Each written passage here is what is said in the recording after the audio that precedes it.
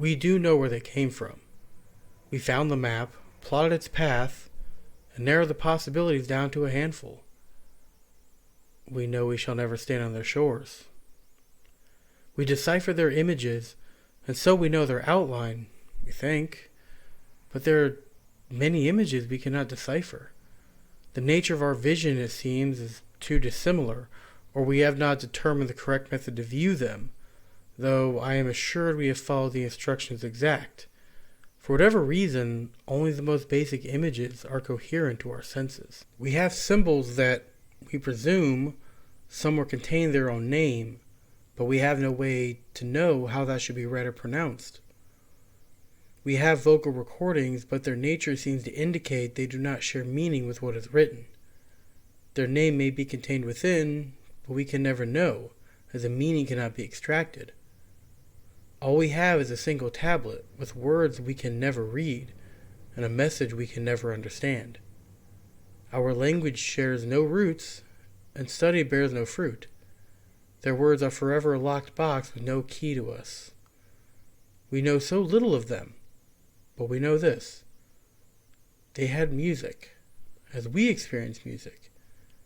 And if they felt emotion as we feel emotion, then they learned to place it within music in a way that bypasses the mind. The first researchers determined the nature of the needles and the grooves, and gathered the information within and began to explore, but it was months later that they finally were permitted to place a disc on the plinth and experience it. A room full of hundreds of our most intelligent, gifted, serious-minded academics began weeping in grief, roaring in triumph, slumping in sorrow and loss, and exulting in joy, being dragged through the most soaring heights and the deepest pits of emotion by a sound so primal, so refined, so profane, and so defined, that one of the team was heard to remark that they had heard the voices of the gods, both roar in defiance and whisper as a lover, obsessed. All in that room felt life itself had reached inside and commanded them to notice it, for it had noticed them. We know now why they sent their message. How could you possibly live so full of life, so full of emotion, and stand the thought of something so wonderful being allowed to end?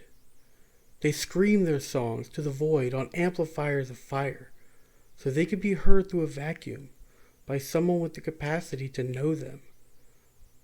We know we would have loved them. And now, we know we miss what we have never known.